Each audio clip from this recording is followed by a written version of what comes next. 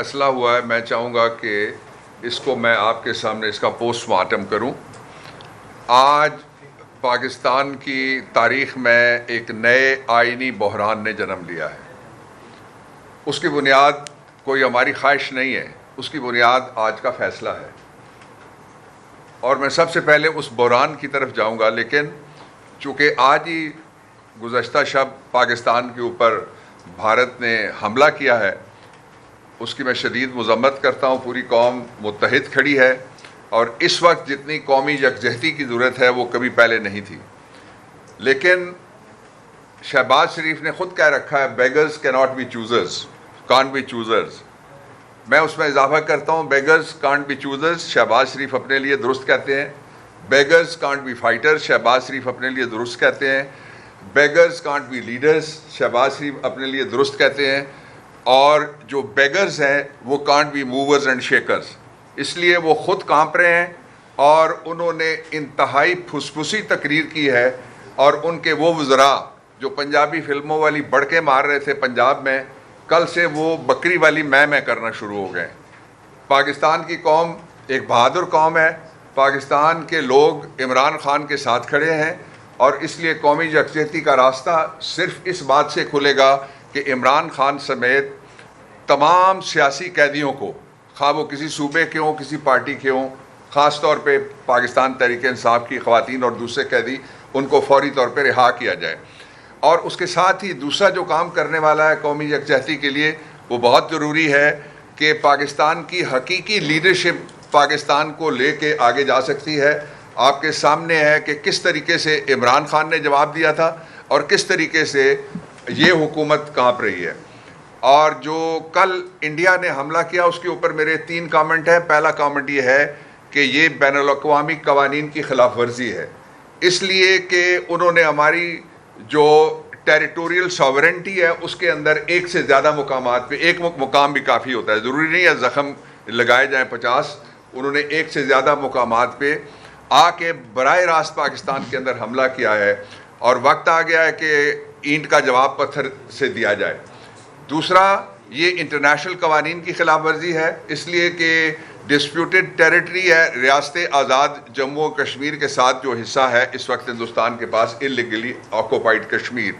और इसका तीसरा और आखिरी जो मैं नुक्ता देना चाहता हूँ कि ये वॉर क्राइम्स में भी शामिल हो गया है, इंडिया वॉर क्रिमिनल्स में शामिल हो गया है। वॉर क्राइम इस एतबार से है कि सिविलियन को टारगेट नहीं किया जा सकता। आपने देखा बच्चे शहीद हुए, आपने देखा औरतें शहीद हुए हैं, और आपने देखा कि जो इबादत गाहें हैं उनके ऊपर भी हमले हुए हैं। अब आप आ जाइए कि इन हालात में क्या करना चाहिए था। आज का जो फैसला है constitutional bench of the supreme court of Pakistan का, उसका वक्त इंतहाई नामुनासिब था। एक तरफ हम कौमी यकजहती की बात कर रहे हैं और दूसरी तरफ कौम को हम मिलिट्री ट्रायल कोर्ट्स के हवाले करने का फ़ैसला दे रहे हैं। इस फैसले पे अगर आप आएँ तो उसके 3 नुक्ते ऐसे हैं जिनकी वजह से ये बहरान पैदा हुआ है। सबसे पहला नुक्ता ये है कि सुप्रीम कोर्ट की ये प्रैक्टिस नहीं है बल्कि रूल्स भी हैं कि अगर एक 3 मेंबर का बेंच है, उसने फ़ैसला दे दिया तो उसको 5 जजेस बैठ के रीडू कर सकते हैं और उस फैसले को कालादम करार देने के बाद एक नया फ़ैसला आ सकता है। आज का अगर आप फ़ैसला देखेंगे तो ये 5-2 से आया हुआ फ़ैसला है और इसमें से 2 जो हैं उन्होंने फ़ैसला दिया है कि मिलिट्री ट्रायल कोर्ट्स 3 वजूहात की बुना पे नहीं बन सकती। लेकिन उसमें एक नाजुक नुक्ता ये है कि वो दोनों जजेस जिन्होंने ये फ़ैसला दिया है उनका ताल्लुक सूबा बलूचिस्तान से है, जस्टिस अफ़गान साहब भी हैं और वो छोटे सूबों से हैं। इसका मतलब ये है कि छोटे सूबों के लोग ही नहीं बल्कि उनके जो थिंकर्स हैं और उनके जो फ़ैसला साज हैं जो आइनी इदारे में बैठे हुए हैं, वो सारे फ़िक्रमंद हैं कि ये क्या होने लगा है। इसलिए कि सूबों के अंदर भी जो हुकूमतें बिठाई गई हैं वो गैर मुंतखब हुकूमतें हैं। एक गैर मुंतखब निज़ाम अपने लोगों का तहफ़्फ़ुज़ नहीं कर सकता। जिस तरह पहले मैंने कहा कि लूज़र्स हैं ये इसलिए कि ये बेगर्स हैं। दूसरा इसका नुक्ता जो है वो ये है कि जब तक पूरी कोर्ट नहीं बैठती, सुप्रीम कोर्ट ऑफ पाकिस्तान की फुल कोर्ट नहीं बैठती, उस वक्त तक ये फैसला जो पिछला है वो कायम रहेगा। इसलिए कि 5 जजेस में डाइसेंट सिर्फ एक नुक्ते के ऊपर था, लेकिन उन्होंने मिलिट्री ट्रायल कोर्ट्स को उन्होंने भी कंडोन नहीं किया था। इससे पहले शेख लियाकत के एक मुकदमे में भी और बेशुमार दूसरे मुकदमात में भी मिलिट्री ट्रायल कोर्ट्स इस ग्राउंड के ऊपर मुस्तरद हुई थी कि जिस तरह आपको बताया सलमान साहब ने कि शरफ फरीदी एक फॉर्मर फेडरल सेक्रेटरी थे, उनका ताल्लुक भी एक छोटे सूबे के साथ था, उनके साथ भी ज्यादती हुई थी, जिसकी वजह से पाकिस्तान में ये जो एग्जेक्टिव है इसको अलहदा कर दिया गया। अगर आप देखें तो पाकिस्तान की जो सर्विसेज हैं उनको 3 हिस्सों में तकसीम किया जाता है। एक जुडिशल सर्विस है, बाकी जितनी सर्विसेज हैं एसेंशियल सर्विसेज जिसमें आर्म्ड फोर्सेज भी आती हैं, वो एग्जेक्टिव आर्म है मुल्क की, वो बाजू है, लेकिन एग्जेक्टिव का बाजू है, उसका जुडिशरी के साथ कोई ताल्लुक नहीं है। जिस तरह कल किसी जुडिशल ऑफिसर को हम महाज पे भेज के किसी पोस्ट की कमान या किसी फोर्स की कमान नहीं दे सकते, इसी तरीके से किसी दूसरे इदारे को इंसाफ की इजाज़त पाकिस्तान का कॉन्स्टिट्यूशन नहीं देता।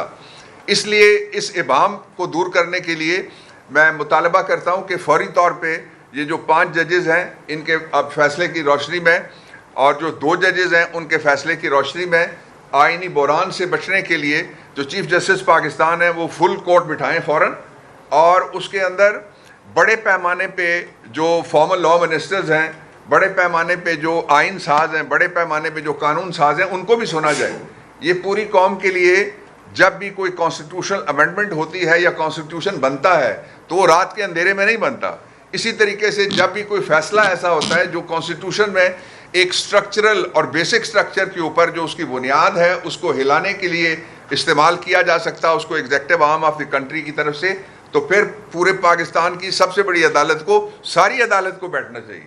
ये कैसे हो सकता है कि आप कहें कि कुछ जजेस आइन जानते हैं, कुछ जजेस नहीं जानते? ये कैसे हो सकता है कि हम कहें कि कुछ जजेस आइन के वफादार हैं और कुछ जजेस आइन से बाहर हैं? ये कैसे हो सकता है कि हम ये कहें कि इंटरप्रिटेशन का जहाँ पे आइन को और आइन के नीचे जो सबॉर्डिनेट लेजिस्लेशन है उसकी जब वजाहत का वक्त आए तो उस वक्त कुछ जजेस बैठेंगे और कुछ जजेस नहीं बैठेंगे? इसके पीछे क्या वजूहात हैं उनमें मैं नहीं जाना चाहता, लेकिन लोग जानते हैं कि इसके पीछे क्या वजूहात हैं। जुडिशल वजूहात नहीं है, वो एक्स्ट्रा जुडिशल वजूहात हैं। दूसरा नुक्ता जो पाकिस्तान के अंदर इस वक्त प्रोसिक्यूशंस हो रही हैं, उन प्रोसिक्यूशंस को फौरी तौर पे रोकना चाहिए। पाकिस्तान के ऊपर जंग भारत ने मुसल्लत की है और जंगी हालात में आप जिस तरह अभी आपके सामने डोगर भी आपको बताएंगे कि एक तरफ भारत हमला आवर है, तो ये क्या पैगाम पंजाब की हुकूमत और पंजाब पुलिस ने दिया कि वो दूसरी तरफ से वो अपने लोगों के ऊपर हमला आवर हो गए। और इन हालात में तो चाहिए ये था कि ये जो हम सारे कहते हैं कि जी कौमी यकजहती की ज़रूरत है, कौम से अगर मुराद ये हारा हुआ लश्कर है जिसके पास 17 सीटें हैं, तो ये कौम नहीं है, ये कौम के नुमाइंदे भी नहीं है। कौम का असल नुमाइंदा 187 सीटों वाला है, और जब तक पाकिस्तान में नए इलेक्शन नहीं होते इन जंगी हालात में इन मामलात को बिल्कुल नहीं छेड़ना चाहिए था। अगर सुप्रीम कोर्ट ऑफ पाकिस्तान को कोई वहाँ अटॉर्नी जनरल मशवरा देते, कोई और वो सीनियर वकला से रब्ता करते, तो ये वक्त नहीं था कि ये मामला खोला जाए और कौम को ये तासुर दिया जाए कि इस जंग के माहौल में भी उनको ये ख़तरा मौजूद है। एक तरफ भारत से ख़तरा मौजूद है और दूसरी तरफ उनके हुकूक उड़ा दिए गए हैं और उनको सिविलियन ट्रायल्स और फेयर ट्रायल्स जिसके लिए बाकायदा कानून मौजूद है, और आइन के आर्टिकल 10A में ये जो 18th कॉन्स्टिट्यूशनल अमेंडमेंट के जरिए आया था उसमें भी उसकी गारंटी मौजूद है, उसको भी उड़ा दिया गया है। तीसरा एक ऑब्वियस काम है सबको जो नज़र आ रहा है, वो मैं आपके सामने रखना चाहता हूँ, वो ये है कि ये सारा कुछ किया जा रहा है सिर्फ और सिर्फ इमरान के ख़तरे से, और इमरान से डरने की बजाय इमरान के ख़िलाफ़ आप केसेस वापस लें, इसलिए कि कोई केस भी ऐसा नहीं है जिसको मुकदमा कहा जा सके। ये फॉल्स प्रोसिक्यूशन और परसिक्यूशन के ज़ुमरे में आते हैं जितने के जितने मुकदमात हैं इमरान खान के ख़िलाफ़ भी और पाकिस्तान तहरीक इंसाफ के दूसरे लोगों के साथ। जो मैं आपको आखिरी बात कहना चाहता हूँ इस हवाले से, वो बड़ी इंपॉर्टेंट बात है। वो बात यह है कि निशाने पे सिर्फ पाकिस्तान तहरीक इंसाफ नहीं आएगी, पीका के ज़रिए से साफ़ी भी आएंगे, पीका के ज़रिए से जो मालकान हैं वो भी आएंगे, पीका के ज़रिए से पब्लिक एट लार्ज भी आएगी। सारी दुनिया में जब पहली दुनिया में एक अदालत बनी थी उस वक्त से कानून ये है कि कानून लोगों के तहफ़्फ़ुज़ के लिए बनाया जाता है, उनकी ज़िंदगियां आसान करने के लिए बनाया जाता है, उनको जबर से बचाने के लिए एक जो दीवार खड़ी की जाती है जाबिर के दरमियान और मजलूम के दरमियान, आमिर के दरमियान, और खाली आदमी के दरमियान, हमलावर के दरमियान और विक्टिम के दरमियान, उसको कानून कहते हैं। ये क्या कानून है जिसके बारे में आज फैसला हुआ है कि आपको कोई हक नहीं होगा कि आपको फेयर ट्रायल मिले, कोई हक नहीं होगा, जो आर्टिकल 9 है। और मैं 2 जजेस को मैं शाबाश भी देना चाहता हूँ, वो उम्र में मुझसे छोटे हैं, मैं उनको खराज तहसीन भी पेश करना चाहता हूँ। वो आईनी अदालत के जज हैं, उन्होंने सही मानों में सही फैसला दिया है। आप शॉर्ट जजमेंट, मैं मीडिया से दरख्वास्त करना चाहता हूँ, अपनी सोशल मीडिया से मैं कहना चाहता हूँ कि जो शॉर्ट जजमेंट है जस्टिस मंदोखेल साहब की और जस्टिस अफगान साहब की, उसको ज़रूर आप सारे पढ़ें। उस शॉर्ट जजमेंट के अंदर उन्होंने जो जजमेंट अभी नहीं आई उसको भी उड़ा के रख दिया है, इसलिए कि आइन का एक आर्टिकल ऐसा है जो ये कहता है कि कोई रिवाज, कोई कानून, कोई ट्रेडिशन, वो आइन का आर्टिकल नंबर 8 है, जिस हद तक वो बुनियादी हुकूक से मुतसादिम होगा, उसके ऊपर कानून भी बन जाए तो उसको हम कानून नहीं कह सकते, वो एक चीथड़ा होगा, कागज़ का टुकड़ा हो सकता है। इसलिए हम इसको, ये जो फैसला है इसके नताइज को बड़े ख़तरनाक होंगे, उसको भी हम मुस्तरद करते हैं। और ये जो फैसला है 5 की फाजिल जजेस की हद तक, चूँकि ये जजमेंट आ गई है शॉर्ट, इसलिए फेयर कमेंट हम कर रहे हैं उसके ऊपर, उसको भी हम मुस्तरद करते हैं। और पाकिस्तान के अंदर अगर जमहूरियत का कोई बुनियादी तसव्वुर है, अगर दस्तूर की कोई बुनियादी सी थोड़ी सी भी इज्जत है, तो इसको हुकूमत को चाहिए कि ये खुद इसको वापस ले ले। लेकिन वो वक्त दूर नहीं है जब इंशाअल्लाह अज़ीज़ एक बड़े ट्रायल के ज़रिए से, जिसका मैंने मुतालबा अभी किया है, ये आज करें, कल करें, परसों करना पड़ेगा सारी कोर्ट को बैठ के, उसके ज़रिए से ये जजमेंट फील्ड होल्ड नहीं कर सकती, इसलिए कि ये आइन के बुनियादी स्ट्रक्चर जो इंसानी हुकूक के ऊपर है, बुनियादी हुकूक के ऊपर है, कानूनी हुकूक के ऊपर है, शहरी हुकूक के ऊपर है, freedom of press, freedom of expression के ऊपर मबनी है, उसके ये खिलाफ है। बहुत शुक्रिया। डोगर साहब बात करेंगे जी बतौर सीनियर पार्लियामेंटेरियन।